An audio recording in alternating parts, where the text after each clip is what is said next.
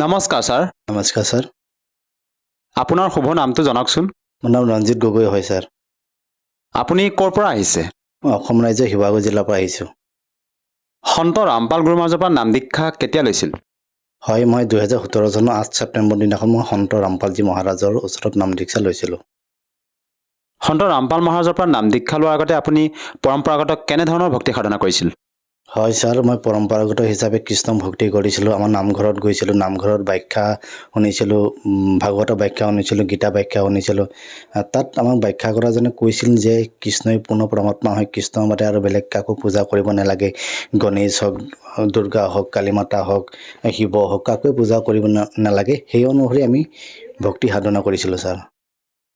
আৰু সেই সাধনা যে আপুনি কৰিছিলে, আপুনি গুৰু ধাৰণ কৰিছিল নে? কিবা গুৰু ধাৰণ কৰি ভক্তি কৰিছিল নে? হয় ছাৰ, মই কোনো গুৰু ধাৰণ নকৰাকৈ মই ভক্তি সাধনা কৰিছিলোঁ, কৃষ্ণক ভক্তি সাধনা কৰিছিলোঁ। আপুনি যিহেতু আপোনাৰ অনুভৱ দাঙি ধৰিলে যে আপুনি পূৰ্বতে যিবিলাক সাধনা কৰিছিলে পৰম্পৰাগত হিচাপে আপুনি শ্ৰীকৃষ্ণক পূৰ্ণ পৰমাত্মা মানি ভক্তি সাধনা কৰি আছিলে, তেনে ক্ষেত্ৰত ছাৰ আপুনি সন্ত ৰামপাল গুৰু মহাৰাজৰ শৰণলৈ কিয় আহিব লগা হ'ল? হয় ছাৰ, এবাৰ আমি এখন গীতা সত্যসাৰ পাইছিলোঁ। সেই গীতা সত্যসাৰখন ব্ৰহ্মকুমাৰী পন্থৰ আছিলে। সেই গীতা সত্যসাৰখন পঢ়ি মেলি তাত শিৱ পূৰ্ণ পৰমাত্মা বুলি কৈছে, কৃষ্ণ যে পূৰ্ণ পৰমাত্মা নহয় বুলি তাত এই কথাষাৰ উল্লেখ আছে। তেতিয়া মোৰ মনত এটা বহুত ডাঙৰ শংকা আহিল যে কৃষ্ণই যদি ভগৱান নহয়, মইতো ইমান দিনে কৃষ্ণকে ভক্তি সাধনা কৰি আছিলোঁ, কৃষ্ণকে ভগৱান বুলি মানি পূজা অৰ্চনা কৰি আছিলোঁ। তেনেহ'লে কৃষ্ণই যদি ভগৱান নহয়, তেনেহ'লে মোৰ ভক্তি সাধনাৰো মোৰ নিষ্ফল হিচাপে যাব। মই সেই অনুসৰি মই লাভো নাপাম। তেনে ক্ষেত্ৰত মোৰ বহুত এটা অশান্তিৰ এটা পৰিৱেশ মই মনৰ মাজত আহিল যে ভগৱান প্ৰকৃততে কোন হয় তেনেহ'লে, কৃষ্ণ যদি ভগৱান নহয়। এই কথাকো মই জানিবৰ কাৰণে কিছুমান ধৰ্মগুৰুৰ ওচৰত, যেনে গুৰুবিলাকক সুধিছিলোঁ, কিছুমান মানুহকো সুধিছিলোঁ যে ভগৱান কোন হয়। কিছুমানে কয় শিৱ হয়, কিছুমানে কয় কৃষ্ণই ভগৱান হয়, কিছুমানে দুৰ্গা বুলি কয়। তেনেকৈ বহুত মই এটা প্ৰকৃত ভগৱান কোন হয় এই সন্ধানটো মই বিচাৰিবৰ কাৰণে মই ইউটিউবত এদিন মই ভগৱত গীতা বুলি চাৰ্চ কৰিছিলোঁ। চাৰ্চ কৰোঁতে তাত ভগৱত গীতাৰ কিছুমান ভিডিঅ' আহিলে। ভিডিঅ'বিলাক চাওঁতে ভগৱত গীতাতো উল্লেখ আছে যে কৃষ্ণই পূৰ্ণ পৰমাত্মা হয়। তাৰপিছত কৃষ্ণই পূৰ্ণ পৰমাত্মা হয় বুলি তাৰপিছত মই এটা প্লে' ষ্ট'ৰত এটা এপছ আছিলে শ্ৰীমদ ভগৱত গীতাৰ ওপৰত, সেই এপছটো ইনষ্টল কৰিলোঁ। ইনষ্টল কৰি পিনি 1 অধ্যায় 18 অধ্যায়লৈকে সাৰাংশবিলাক আছে। তাতো কৃষ্ণই পূৰ্ণ পৰমাত্মা বুলি আছে। কৃষ্ণই যদি পূৰ্ণ পৰমাত্মা বুলি আছে, তাতে এটা মই মন্ত্ৰও পাইছিলোঁ। সেই মন্ত্ৰটো হৈছে ওম নমঃ ভগৱতে বাসুদেৱায় নমঃ। এনেকৈ ধৰণে মই ৰাতিপুৱা আৰু সন্ধ্যা 2 টাইম মই জাপ কৰিছিলোঁ।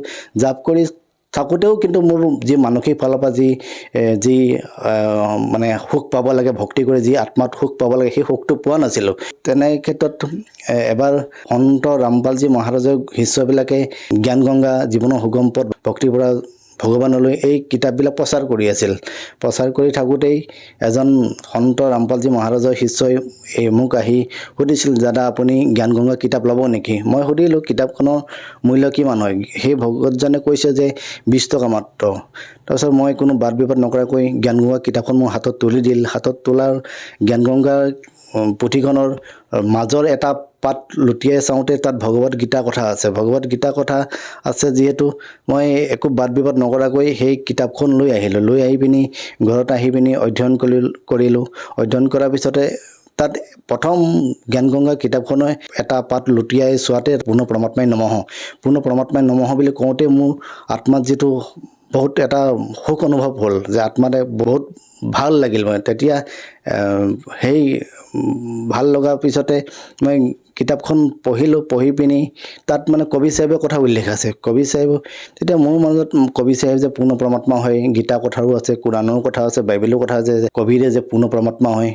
তাৰপিছত মোৰ মনত আৰু আকৌ শংকা আহিল যে আগতে কৈছিল কৃষ্ণ ভগৱান, এখন শ্ৰীমদ ভগৱত গীতাত আমাৰ নামঘৰত যি পাঠ কৰিছিল, ব্যাখ্যা কৰিছিল, তাত কৈছিল আকৌ শিৱৰ ভগৱান বুলি কৈছে ব্ৰহ্মকুমাৰী পন্থ গীতাত। আকৌ এতিয়া এই জ্ঞান গংগা পুথিখনত কবিৰ পূৰ্ণ পৰমাত্মা বুলি কৈছে। এটা ডাঙৰ ভগৱানৰ যি সন্ধান কৰি আছিলোঁ, বহুত এটা মোৰ ডাঙৰ প্ৰশ্ন আহি আছে যে ভগৱান কোন হয়। আৰু আগৰ মই গুৰুবিলাকৰ ওচৰলৈও গৈছিলোঁ। কিছুমানে কৃষ্ণ বুলি কয়, কিছুমানে দুৰ্গা বুলি ভগৱান বুলি কয়, কিছুমানে শিৱ বুলি কৈছে। তেতিয়া মোৰ মাজত ভগৱান কোন প্ৰকৃততে হয়, এই সংশয়টো সমাধান কোনো দিব পৰা নাই। তেতিয়া মই ইউটিউবত কবি চাহেবকনো কোন হয় বুলি চাৰ্চ কৰোঁতে কবি চাহেবৰ ভজনবিলাক আহিলে। কবি চাহেবৰ যি ভজন আছে ৰাতিপুৱা গধূলি মই অলপ শুনিছোঁ, ভালো লাগে শুনি পিনি। তাৰপিছতে এদিন হঠাৎ মানে সন্ত ৰামপালজী মহাৰাজৰ সৎসং আহিবলৈ ধৰিলে। সৎসংবিলাক শুনিলোঁ।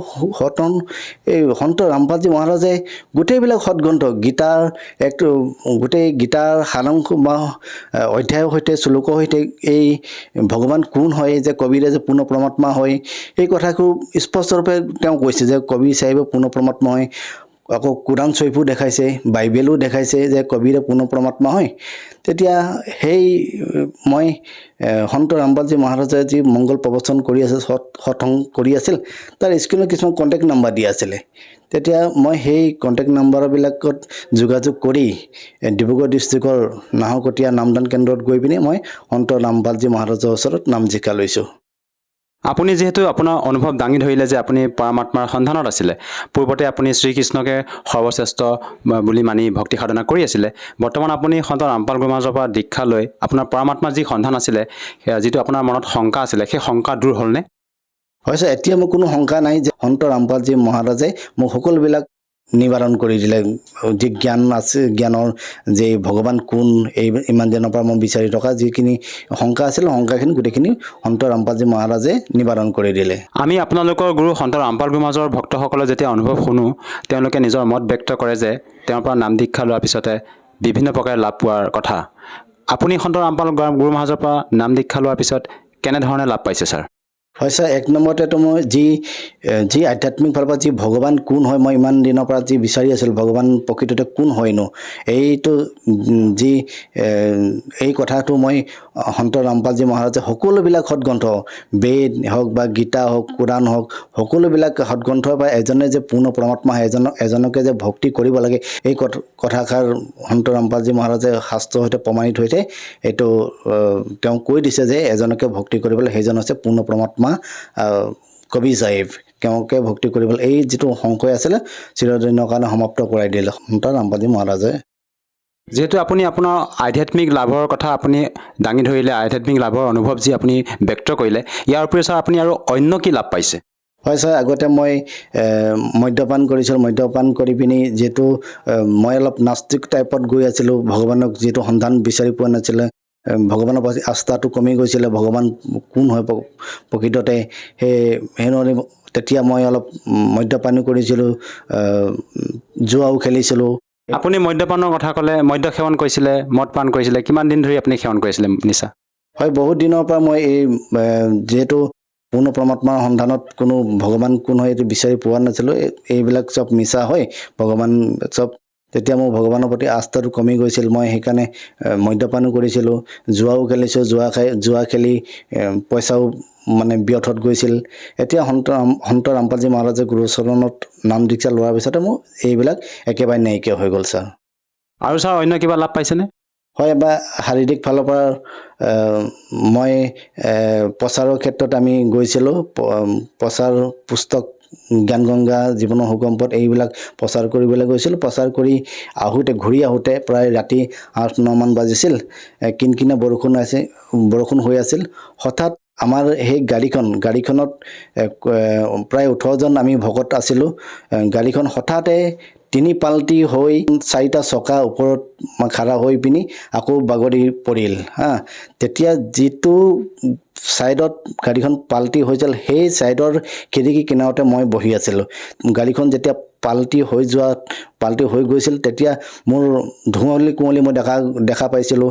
মোৰ মূৰ ঘূৰাবলৈ আৰম্ভ কৰিছিলে। মই কি হৈছিলে অলপ গম পোৱা নাছিলোঁ। তাৰপিছতে হঠাৎ মোৰ অলপ চেঞ্জটো আহিলে যে এইটো বিপদৰ সময়ততো পূৰ্ণ পৰমাত্মাৰ ভগৱন্তই নাম ল'ব লাগে। তেতিয়া সেই নাম জাপ কৰোঁতেই মোৰ এই যি মূৰ ঘূৰণি আছিলে, যি হৈছিলে, এইবিলাক অচানক নাইকিয়া হৈ গ'ল দেখিছোঁ। তাৰপিছত দেখিছোঁ গাড়ীখন অলপ সামান্য পৰিমাণে আঘাত হৈছে আৰু 2-এজনে অলপ সামান্য পৰিমাণে দুখ পাইছে। তাৰপৰা দেখিছোঁ বহুত মানুহ গোট খাইছে। বহুত মানুহ আহি, ওচৰৰ মানুহবিলাক আহি গাড়ীখন আৰু পুলিচ প্ৰশাসন আহিল। তাৰপিছতে পুছতাছ কৰিছে মানুহবিলাক আচৰিত হৈ গৈছে তোমালোক কেনেকৈ বাচিলা ইমান এটা ভয়ংকৰ এক্সিডেণ্ট ইয়াততো 2-3জন মানুহ মৰিব লাগিছিল তোমালোক কেনেকৈ বাচিল তাহলে আমাৰ গাড়ীত দেখিছে জ্ঞানগৰ কিতাপবিলাক মানে ওলাই পৰিছে গাড়ীৰ পৰা তেতিয়া দেখিছে তোমালোকে ভগৱানৰ এই প্ৰচাৰ কৰি আহিছা যে তোমালোক যদি ভগৱানৰ আজি চৰণত নথকাহেঁতেন তেতিয়া তোমালোক আজি মৃত্যুবৰণ হ'ব লগা আছিল তেতিয়া মোৰ মনলৈ আহিল আমি ভগৱানৰ ভক্তি কৰিছোঁ কেনে আমাৰ আজি এটা ভয়ংকৰ বিপদৰ পৰা মানে প্ৰাণ উদ্ধাৰ পাইছোঁ বুলি মোৰ অনুভৱ হ'ল তেতিয়া ছাৰ এইটো কেনেকৈ সম্ভৱ এজন সন্তৰ পৰা নাম দীক্ষা লোৱাৰ পিছতে সেই সন্তই আপোনালোকক প্ৰদান কৰা ভক্তি বিধি যি ভক্তি মন্ত্ৰ আপোনালোকে স্মৰণ কৰাৰ পিছতে আপোনালোকে ইমান ডাঙৰ এটা দুৰ্ঘটনাৰ পৰা জীৱন ৰক্ষা পালে এইটো ছাৰ কেনেকৈ সম্ভৱ হয় ছাৰ আমি পূৰ্ণ পৰমাত্মাক ভক্তি কৰিলে পূৰ্ণ পৰমাত্মাই লগতেই থাকে যিহেতু আমি শাস্ত্ৰ অনুসৰি সত্য ভক্তি কৰিছোঁ সন্ত ৰামপালজী মহাৰাজে শাস্ত্ৰ পবিত্ৰ সকলো ধৰ্মৰ শাস্ত্ৰ যি আছে শাস্ত্ৰই এজনকে ভগৱান বুলি ভক্তি কৰিবলৈ কৈছে সেই অনুসৰি ভক্তি কৰিলে পূৰ্ণ পৰমাত্মাই বেদৰ আধাৰত যেতিয়া আমি ভক্তি কৰোঁ পূৰ্ণ পৰমাত্মাই আমাক লাভ দিবই দিব ছাৰ আৰু ছাৰ আপোনাৰ গাড়ীখনত যি 18জন বাকী সদস্য আছিল সেই সদস্যসকলৰ অৱস্থা কেনেকুৱা আছিল সেই মুহূৰ্তত যেতিয়া দুৰ্ঘটনাগ্ৰস্ত হৈছিল গাড়ীখন হয় ছাৰ দুই এজনে অলপ সামান্য পৰিমাণে আঘাতপ্ৰাপ্ত হৈছে মানে মেডিকেলত নি পিনি ট্ৰিটমেণ্ট কৰাৰ পিছত সুস্থ হৈ গ'ল আধুনিকতাৰ এই যুগতো যে এজন সন্তৰ পৰা নাম দীক্ষা লৈ এনেধৰণৰ লাভ পাব পাৰি সঁচাই আচৰিত কথা আপোনাৰ অনুভৱ শুনি আমি সঁচাই আচৰিত মানিছোঁ ভাবিব লগাই কথা যিহেতু তেনে ক্ষেত্ৰত আপোনালোকে অসমৰ পৰা তেখেতৰ শৰণাগত হৈ ভক্তি সাধনা কৰি ইমান ডাঙৰ লাভ পাবলৈ সক্ষম হৈছে আৰু ইয়াৰ উপৰিও আপুনি পাৰিবাৰিকভাৱে অন্য আৰু কিবা লাভ পাইছে নেকি ছাৰ হয় ছাৰ মই আগতে বহুত মদ্যপান কৰিছোঁ মদ্যপানৰ কৰি পিনি জুৱা খেলিছোঁ জুৱা খেলি পইচা ব্যৰ্থত গৈছিল এইফালৰ পৰা আৰু মোৰ এতিয়া লাভ পাইছোঁ আজিকালি এইবিলাক মোৰ একো পইচা পাতি একো অভাৱ নাইকিয়া মানে ভগৱানে চব মানে কৃপাত চব ঠিকে হৈ আছে একো অভাৱ হ'বলৈ দিয়া নাই পৰমাত্মাৰ দয়াত আৰু ছাৰ সন্ত ৰামপাল গোহাঁইয়ে আপোনালোকক নিচা যি ত্যাগ কৰিবৰ কাৰণে কিবা ঔষধ আপোনালোকক সেৱন কৰিব দিয়ে নে আপোনালোকৰ যি ভক্তি বিধি মন্ত্ৰ তাৰ দ্বাৰা আপোনালোকৰ সেই নিচা সেৱন কৰাৰ যে বদ অভ্যাসটো আঁতৰি যায় হয় ছাৰ সন্ত ৰামপালজী মহাৰাজে যি ভক্তি সাধনা দিছে শাস্ত্ৰ অনুযায়ী যি সত্য ভক্তি এই সত্য ভক্তিতে সকলোবিলাক সমাপ্ত হৈ যায় ছাৰ ছাৰ আৰু এষাৰ কথা জানিব বিচাৰিছোঁ যিহেতু বৰ্তমান বিজ্ঞানৰ যুগ এই বিজ্ঞানৰ যুগত আমাৰ বিজ্ঞানে সকলো সৰ্বা বুলি সকলোৱে মত ব্যক্ত কৰে এনে ক্ষেত্ৰত ছাৰ বিজ্ঞানৰ যুগতো যে আমি ভক্তি সাধনা কৰিব লাগে ভক্তি নকৰাকৈ ছাৰ আমিতো জীৱন অতিবাহিত কৰিব পাৰোঁ ভক্তি কৰাৰ কিয় প্ৰয়োজন ছাৰ হয় ছাৰ সন্ত ৰামপালজী মহাৰাজৰ সৎসংগত আমি শুনিবলৈ পাইছোঁ যে মনুষ্য জীৱনৰ মূল উদ্দেশ্য এটাই পূৰ্ণ পৰমাত্মাক শাস্ত্ৰ অনুসৰি সত্য ভক্তি কৰিব লাগে মনুষ্য জীৱনৰ মূল উদ্দেশ্য যে ভগৱানক ভক্তি কৰি আমাৰ যিটো জন্ম আৰু মৃত্যু যিটো চিৰদিনৰ কাৰণে এইটো সমাপ্ত কৰিব লাগে আমি এইটো মনুষ্য জীৱন আমি প্ৰথম মনুষ্য জীৱনত নহয় আমি সত্য যুগ ত্ৰেতা যুগ দ্বাপৰ যুগ কলি যুগ 4টা যুগৰে যিহেতু ঘূৰি ফুৰিছোঁ অসংখ্যবাৰ মনুষ্য জন্ম পাইছোঁ কোটিবাৰ মনুষ্য জন্ম পাইছোঁ অসংখ্যবাৰ 84 লাখ ইউনিট গৈছোঁ আমি যিটো আমাৰ জন্ম আৰু মৃত্যুৰ যিটো ৰোগ লাগি আছে এই ৰোগটো মানে নিৰাময় কৰিবৰ কাৰণে আমি সত্য ভক্তি আমাক সন্ত ৰামপালজী মহাৰাজে প্ৰদান কৰিছে আৰু এষাৰ কথা জানিব বিচাৰিছোঁ ছাৰ যিহেতু আপুনি অসমৰ নিবাসী সেই হিচাপে আপুনি অসমৰ বিভিন্ন আধ্যাত্মিক শ্ৰদ্ধালু গুৰুৰ কাষলৈ গৈও ভক্তি সাধনা কৰিব পাৰিলে হয় তেনে ক্ষেত্ৰত আপুনি সন্ত ৰামপাল গোহাঁইকে যে গুৰু হিচাপে ধাৰণ কৰি ভক্তি কৰিলে ইয়াৰ কিবা কাৰণ আছে নেকি ছাৰ হয় সন্ত ৰামপালজী মহাৰাজ হৈছে সৎগুৰু তেওঁ সৰ্বশাস্ত্ৰৰ আধাৰত মানে ভগৱান কোন সৰ্বশাস্ত্ৰ বুলি ক'লে বেদ আহিব গীতা আহিব কোৰাণ আহিব বাইবেল আহিব সকলো সৎগ্ৰন্থই যে কৈছে যে এজনে পূৰ্ণ পৰমাত্মা এজনকে ভক্তি কৰিবলৈ কৈ আছে সৎগ্ৰন্থত আৰু বাকীবিলাক গুৰুৱে যে কিছুমানে কৃষ্ণক ভক্তি কৰিবলৈ কয় কিছুমানে শিৱক ভক্তি কৰিবলৈ কয় কিছুমানে দুৰ্গাক কয় পূৰ্ণ পৰমাত্মা কোন সঠিকভাৱে এইটো আৰু কিছুমানে কোৰাণ জানে কিছুমানে বাইবেল নাজানে যেহেতু জ্ঞানৰ অভাৱত ইহঁতি সৎগুৰু নহয় সৎগুৰু হ'বলৈ হ'লে মানে সৰ্বশাস্ত্ৰ তেওঁ জ্ঞান থাকিব লাগিব সৰ্বশাস্ত্ৰৰ জ্ঞানৰ আধাৰত তেওঁ ভগৱান কোন কোৰাণ চৰিবো জানিব লাগিব বাইবেলো জানিব লাগিব বাইবেলে কোন ভগৱানক ভক্তি কৰিবলৈ কৈছে কোৰাণ চৰিবে কোন ভগৱানক ভক্তি কৰিবলৈ কৈছে গীতায়ো কোন ভগৱানক ভক্তি কৰিবলৈ সকলো সৎগ্ৰন্থই এজনকে ভগৱান বুলি সিদ্ধ কৰিব পৰা নাই যিহেতু সিহঁতি সৎগুৰু নহয় সৎগুৰু হ'বলৈ হ'লে সৰ্বশাস্ত্ৰৰ জ্ঞান থাকিব লাগিব তেওঁ নিজেও ভক্তি কৰিব লাগিব আৰু আন উপাসকবিলাককো ভক্তি কৰিব লাগিব। সেইজনে শাস্ত্ৰ অনুসৰি সদগুৰু গীতাটো উল্লেখ আছে, এই সংসাৰখন ওলোটাকৈ ওলোমাই ৰখা বৃক্ষৰ লগত তুলনা কৰিছে। ওপৰ ফালে মূল পূৰ্ণ পৰমেশ্বৰ, গা গছতো এজন ভগৱান আছে, তাৰ এটা গা গছৰ পৰা এডাল শাখা ওলাইছে, সেও এক ভগৱান হয়। তাৰ শাখাৰ পৰা আকৌ 3টা শাখাডাল ওলাইছে, সেই শাখাডালবিলাকো মানে ভগৱান হয়। তাৰপিছত অনেক ডাল ওলাইছে, সেইবিলাকো ভগৱান হয়। পাতৰূপ আমি সংসাৰ, এই সংসাৰৰূপী যি গছজোপাৰ বিষয়ে যোনে তন্নকৈ বুজাই দিব, সেইজনে শাস্ত্ৰ অনুসৰি সদগুৰু। এই কথাষাৰ কোনো আজিলৈকে এইটো বুজাই দিব পৰা নাই। একমাত্ৰ সন্ত ৰামপালজী মহাৰাজে এই জ্ঞানৰ বিষয়ে স্পষ্টকৈ বুজাই দিছে। মূলত কোন পূৰ্ণ পৰমাত্মা আছে, গা গছত কোন ভগৱান আছে, মোটাডালত কোন ভগৱান আছে, তেওঁ স্পষ্টকৈ বুজাই দিছে। সেই অনুসৰি শাস্ত্ৰ অনুসৰি সদগুৰু সন্ত ৰামপালজী মহাৰাজে সদগুৰু হয়। ছাৰ, যিহেতু আপুনি সন্ত ৰামপাল গুৰু মহাৰাজৰ পৰা নাম দীক্ষা লোৱাৰ পিছতে আপুনি বিভিন্ন প্ৰকাৰে লাভ পালে, আপুনি সেই অনুভৱ আজি আমাৰ দৰ্শকসকলৰ সন্মুখত ব্যক্ত কৰিছে। যিহেতু আপুনি সন্ত ৰামপাল গুৰু মহাৰাজৰ পৰা নাম দীক্ষা লৈ বিভিন্ন প্ৰকাৰে লাভ পালে, যি নেকি আপুনি অনুভৱ দাঙি ধৰিলে, আপুনি গাড়ীখন যিখন দুৰ্ঘটনা হৈছিলে সেৱা কৰিব যাওঁতে, তাৰ পৰা আপুনি জীৱন ৰক্ষা পালে, লগতে আপুনি নিচা সেৱন কৰিছিলে, তাৰ পৰা পৰিত্ৰাণ পালে। যিসকল দৰ্শকে আজি আপোনাক টিভি স্ক্ৰীণত প্ৰত্যক্ষ কৰি আছে, তেওঁলোকক আপুনি কি বাৰ্তা দিব বিচাৰে যাতে তেওঁলোকেও আপোনাৰ দৰেই লাভ পাব পাৰে? হয় ছাৰ, মই বাৰ্তানো কি দিম, হাতযোৰ কৰি বিনম্ৰ প্ৰাৰ্থনাই জনাইছোঁ।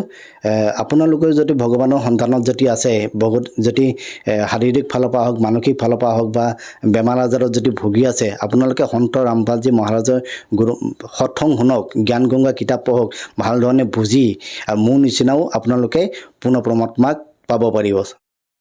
আৰু যদিহে কোনো লোকে তেখেতৰ পৰা নাম দীক্ষা লৈ ভক্তি সাধনা কৰিব বিচাৰে, নাম দীক্ষা কেনেকৈ ল'ব পাৰিব? হয় ছাৰ, আজিকালি নাম দীক্ষা ল'বলৈ একেবাৰে সহজ। আজিকালি ছ'চিয়েল মিডিয়াৰ যুগ, বহুত ছ'চিয়েল মিডিয়াৰ বহুতো প্লেটফৰ্ম আছে, ফেচবুক আছে, ইউটিউব আছে, ইনষ্টাগ্ৰাম আছে। তাত সন্ত ৰামপালজী মহাৰাজৰ নামটো চাৰ্চ কৰিলে সন্ত ৰামপালজী মহাৰাজৰ সৎসং আহে। সেই সৎসংখিনি জ্ঞানটো বুজি লৈ তাত স্ক্ৰীণত কণ্টেক্ট নাম্বাৰ দিয়া থাকে, সেই কণ্টেক্ট নাম্বাৰত যোগাযোগ কৰিলে আপোনালোকে ওচৰৰ নাম দীক্ষা কেন্দ্ৰৰ ঠিকনা লৈ পিনি তাত নাম দীক্ষা লৈ পিনি জীৱন সফল কৰাব পাৰে ছাৰ। ধন্যবাদ থাকিল ছাৰ। জয় চাহেব।